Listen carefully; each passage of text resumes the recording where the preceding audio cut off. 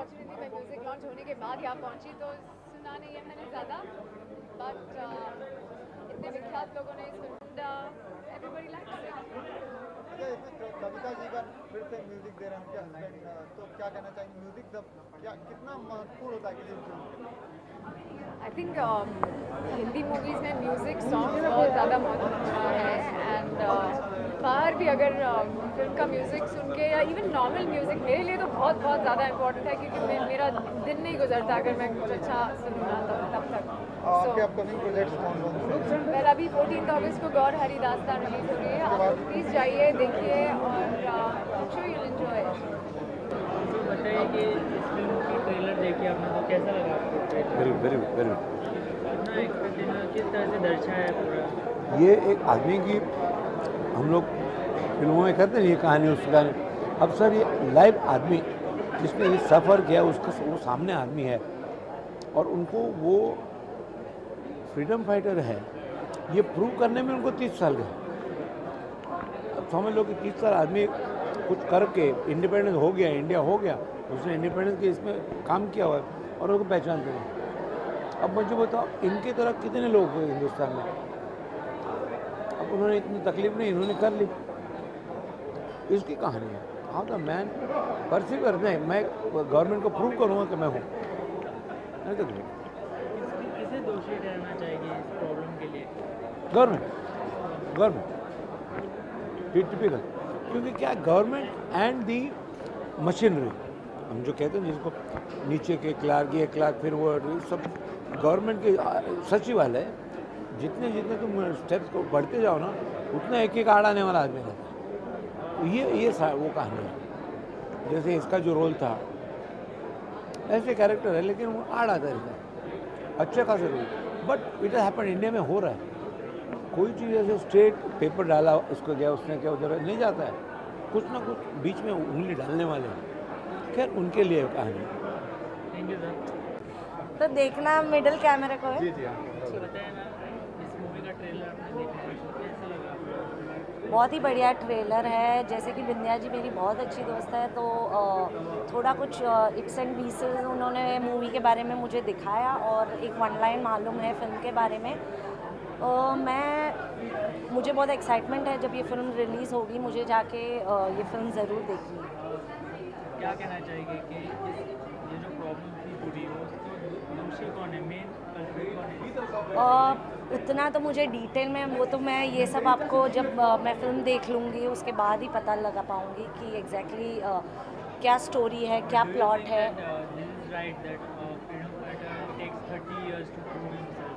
I think that is a very wrong thing in our bureaucracy. We should इतने साल लग गए उनको अपने आप को प्रूव करना, वो तो डेफिनेटली गलत बात है। बट आई वुड रियली अर्ज कि हमारे जैसे यंगस्टर्स और यूथ जाके ये पिक्चर देखें ताकि उन्हें भी पता चले कि what is the film all about and why he took such a long time to prove himself and where what went wrong. आज अगर बात करें आज की फिल्मों की, तो फिल्में कमर्शलाइज हो गई हैं, बड़ी बड़ी फिल्में बन रही है। जैसे अभी आपने देखा होगा क्या बोलते हैं दबंग, ये वो बड़ी बड़ी फिल्में बनी, उसमें इस तरीके की फिल्में आती है तो कैसा असर छोड़ पाती है?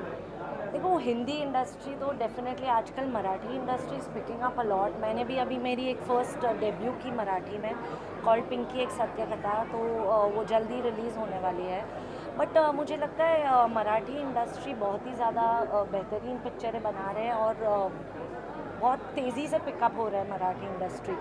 तो आई एम वेरी ग्लैड कि if not Hindi cinema at least कोई तो सिनेमा इस टाइप की पिक्चर बना रहे हैं। तो आई एम वेरी हैप्पी कि इस टाइप की पिक्चरें मराठी इंडस्ट्री में आ रही हैं। जी जी, आपके फिल्म की बात करें, अपकमिंग फिल्में आपकी कौन सी और क्या क्या प्रोजेक्ट? मैंने 2-3 हिंदी फिल्में साइन की है पर अभी तक उनका अनटाइटल्ड है। और ये जो मराठी फिल्म मैंने की है वो पिंकी प्रमाणिक जो एथलीट रनर है उस पर बेस्ड है पूरी स्टोरी। तो वो भी एक रियल लाइफ स्टोरी है।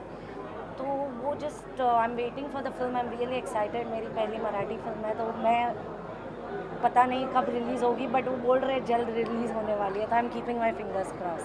थैंक यू सो मच, मुझसे बात करने के लिए बहुत बहुत धन्यवाद। Thank you.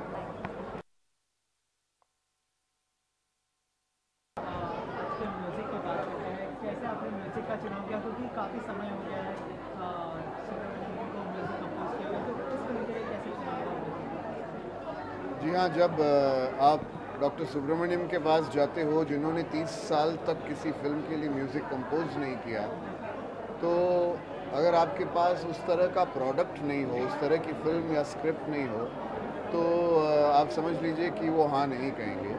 लेकिन हमारी खुशकिस्मती ये है कि हमारे पास एक ऐसी कहानी है, एक ऐसे शख्स की कहानी है जो हमारे बीच हैं, एक स्वतंत्र सैनिक की कहानी है जिन्होंने 30 साल तक एक फ्रीडम फाइटर सर्टिफिकेट के लिए लड़े, और वो आज के जो भारत है उसके बारे में है, आज के लोगों के बारे में है। और ये कहानी इसीलिए बहुत ही एक महत्वपूर्ण कहानी बन गई उनके लिए, और डॉक्टर सुब्रमण्यम ने इस सब्जेक्ट और इस फिल्म के रशस को देखकर उन्होंने हाँ कहा है। और मैं अपने आप को बहुत खुशकिस्मत समझता हूँ कि आज गौर हरी दास्तान द फ्रीडम फाइल में मैं ये बड़े गर्व के साथ कह सकता हूँ कि डॉक्टर साहब की म्यूजिक। सर, वो कौन सा थॉट था जिसने आपको यहाँ पे गौर हरिदास जी के जीवन पे रोशनी डाली, आपका थॉट? तो कैसे हुआ कि आप ये मूवी बनाए? देखिए, इसके लिए मैं मीडिया के बहुत आभारी हूँ, क्योंकि मैंने एक अखबार में ही पढ़ा था कि गौर हरिदास जो फ्रीडम फाइटर हैं, उनको किसी गवर्नमेंट एजेंसी को उन पर भरोसा नहीं था कि वो स्वतंत्र सैनिक हैं। और फिर जब वो अपनी जो सच आइडेंटिटी के लिए लड़ने लगे, तो बहुत कुछ सामने आया जो अब तक छिपा हुआ था हमारे सिस्टम में। और ये जो खुलासा उन्होंने किया, वो कहानी मेरे लिए बहुत ही महत्वपूर्ण था, क्योंकि इस तरह का बायोपिक आज तक बहुत कम बने हैं या नहीं बना था। और जब हम देखते हैं कि 80 साल के हैं और ऐसे स्वतंत्र सैनिक शायद 10 साल बाद हमारे बीच नहीं रहेंगे, और वो जनरेशन जो है वो शायद ऐसे लोगों के पास या ऐसे लोगों के साथ रिएक्ट नहीं कर पाएंगे, तो बहुत दुख की बात है कि लोग इनके इम्पोर्टेंस को पहचानते नहीं हैं जो इन्होंने इस देश के लिए किया है। तो ये सब मिलाकर मुझे लगा कि ये कहानी एक फ़िल्म के लिए बहुत सही कहानी होगी, एक इमोशनल जर्नी होगी, और लोगों के लिए एक बहुत बड़ा, जो मैं तो कहूँगा कि एक्सपीरियंस होगा सिनेमा थिएटर्स में। स्टारकास्ट की बात करें तो विनय पाठक को जो है लीड रोल में रखा गया फिल्म के, तो वो कैसे आपने फाइनलाइज किया? क्योंकि ये काफ़ी मुश्किल बात होती है उनके किरदार में दिखाना उनको, क्योंकि वो उनसे बेहतर कोई नहीं कर सकता है। तो क्या कहना चाहेंगे, स्टारकास्ट कैसे फाइनलाइज? जी, मैं तो बहुत क्लियर था कि शुरू से ही बहुत सारे अच्छे एक्टर्स हैं हमारे फिल्म इंडस्ट्री में, लेकिन जब आप उन एक्टर्स को देखेंगे स्क्रीन पर तो वो बहुत ही एक स्ट्रॉन्ग पर्सनालिटी के साथ आते हैं। मैं चाहता था कि बहुत ही एक वीक लगे एक पर्सनालिटी, लेकिन अंदरूनी जो शक्ति, ताकत है, वो बाहर आए फिल्म में। तो विनय पाठक जैसे, मैं तो समझता हूँ कि बहुत ही थिंकिंग एक्टर है, बहुत ही अंडररेटेड एक्टर हैं, और इनको मौका नहीं मिला है अपने हुनर को दिखाने के लिए, साबित करने के लिए।